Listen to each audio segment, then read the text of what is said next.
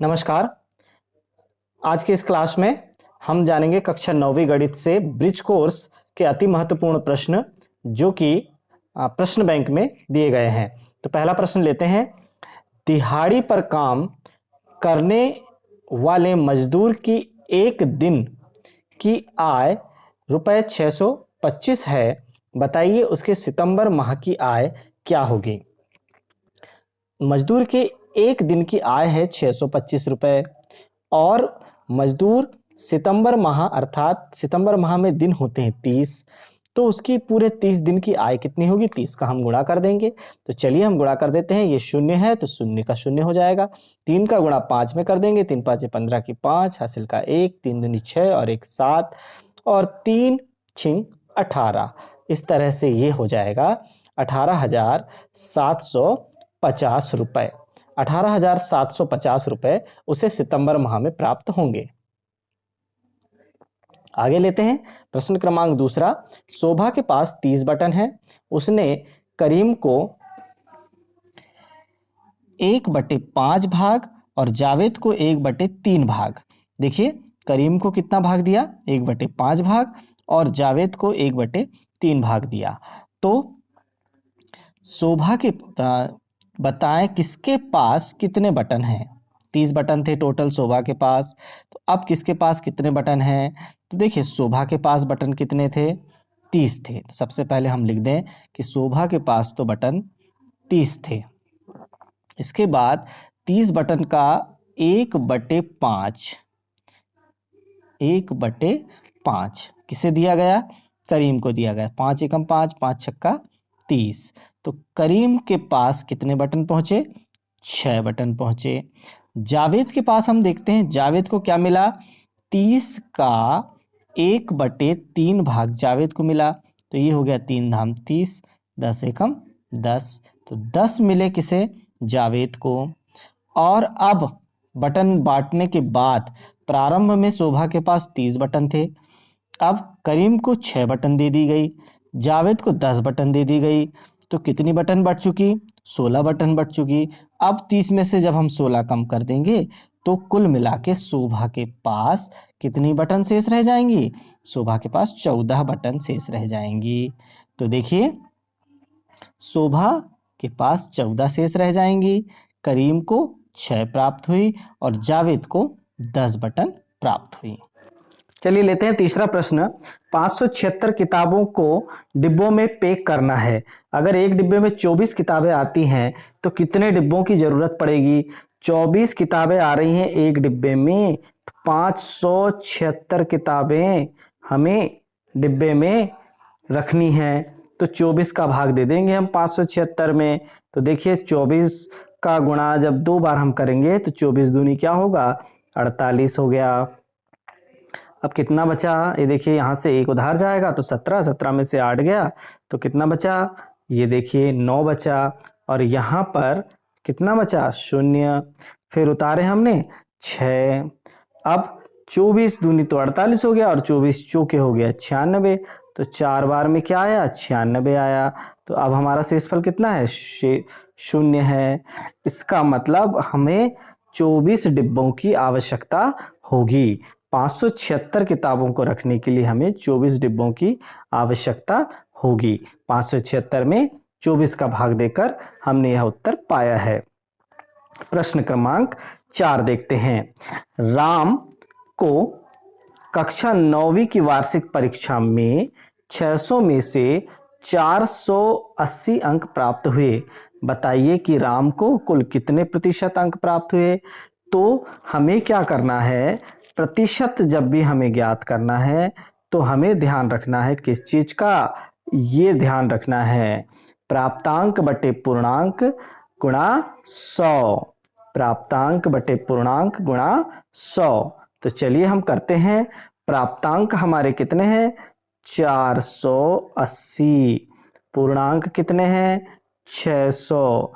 और जब हम इसमें 100 का गुणा कर देंगे तो हमें उत्तर प्रतिशत में प्राप्त होगा। ये 2 शून्य से 2 शून्य हम काट देंगे। तो 6 से 6 8 48 और फिर 6 शून्य शून्य। तो कितने प्रतिशत अंक प्राप्त हुए, तो राम को कुल 80% अंक प्राप्त हुए, जैसा कि हमारे सवाल में दिखाया गया है। प्राप्तांक बटे पूर्णांक गुणा 100 करके हम परसेंट निकाल सकते हैं कि कितने प्रतिशत अंक प्राप्त हुए हैं। 5वें नंबर का प्रश्न है, रोहन के पास कुल 560 कंचे हैं। कितने कंचे हैं? 560 कंचे हैं रोहन के पास। चलिए देख लीजिए प्रश्न नंबर 5। यदि रोहन उन कंचों को अपने 8 दोस्तों में बराबर बराबर बांटता है तो बताइए प्रत्येक को कितने कंचे मिले। फिर से बांटने वाली बात है, 560 कंचे हैं और उन्हें बांटना है 8 दोस्तों में। 8 दोस्तों में बांटना है तो ये 8 का भाग दे देंगे किसमें? 560 में। तो 8 का 7 बार में 56 आएगा, ये देखिए। और जैसे ही यहाँ पर हमने यह शून्य उतारा तो भाग ना जाने की शून्य हमें लगानी होगी। इस तरह से कितने प्राप्त होंगे? प्रत्येक को 70 कंचे प्राप्त होंगे। हमने 560 में 8 का जब भाग किया तो 70 प्राप्त हुआ, तो प्रत्येक को 70 कंचे प्राप्त होंगे। छठवां प्रश्न देखिए। छठवां प्रश्न है, संख्या रेखा पर प्रदर्शित करना है किसे? 7/2 को और ऋण 3/4 को। एक है धनात्मक पूर्णांक जो कि शून्य के दाईं ओर स्थित होगा और एक है ऋणात्मक पूर्णांक जो कि शून्य के बाईं ओर स्थित होगा। तो चलिए हम इन्हें दर्शाते हैं। सबसे पहले हम 7/2 को हमें दर्शाने के लिए देखिए हम यहाँ पर 7/2 को लिख देते हैं और जब हम इस 2 का भाग इस 7 में देंगे तो 2 तिया 6 बचा 1। तो हम इसे क्या लिख सकते हैं? 7/2 को 3 सही 1/2। 3 सही 1/2, यानी 3 तो हमारे पास पूर्ण संख्या है, उसके बाद के 3 और 4 के बीच में हमें 1/2 हिस्सा चाहिए। तो देखिए हम चल रहे हैं 0 से 1 2 3 और 3 और 4 के बीच में, ये देखिए 2 आधे आधे हिस्से हम करेंगे तो ये 7/2 हमें प्राप्त हो जाएगा। इसी प्रकार -3/4, -3/4 वास्तव में समभिन्न है, इसलिए से इसमें भाग देने की आवश्यकता नहीं होगी। जबकि 7/2 विषम भिन्न था, अंश बड़ा था, इसलिए हमें भाग देने की आवश्यकता पड़ी। अब 3/4 है तो 3/4 को दर्शाने के लिए हमें क्या करना होगा? हमें एक संख्या रेखा लेनी होगी। ये देखिए ये 0 है, ये -1 है। 0 और -1 के बीच में हमें 4 बराबर भाग लेना होगा।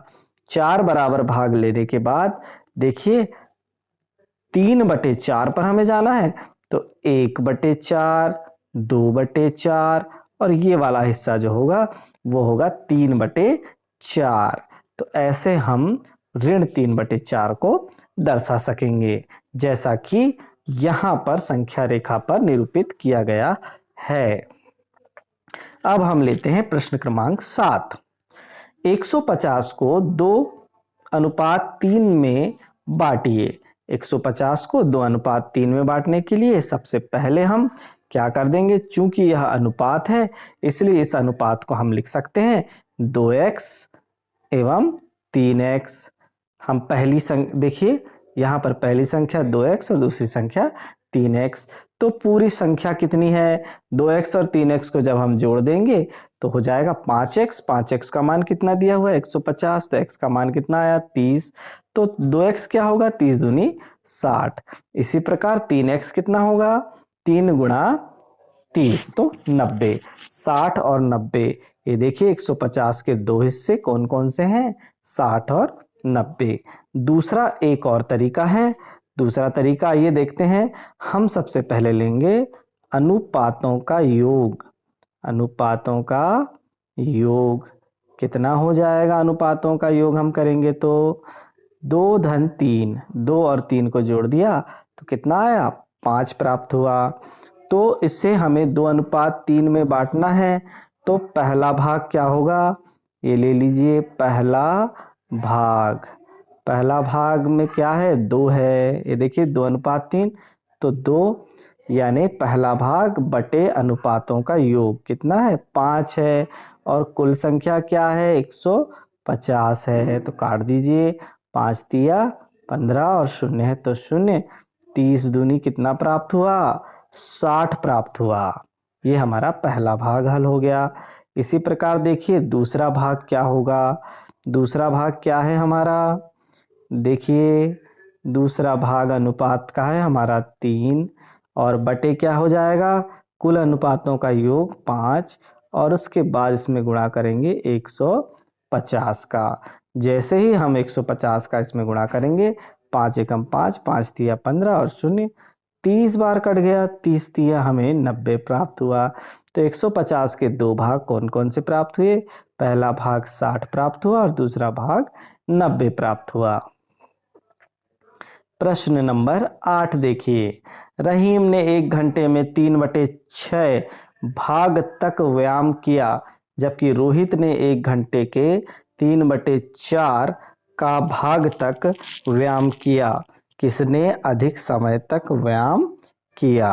तो चलिए अब लेते हैं हम यहाँ पर कि भाई रहीम के व्यायाम करने का समय क्या रहा, 1 घंटे का 3/6 भाग, जिसे वास्तव में हल करने पर कितना प्राप्त होगा, 1/2 घंटा, 1/2 घंटा प्राप्त हुआ।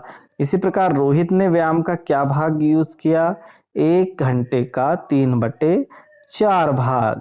तो ये 3/4 को हल करने पर भी 3/4 ही प्राप्त हुआ, 3/4 घंटा।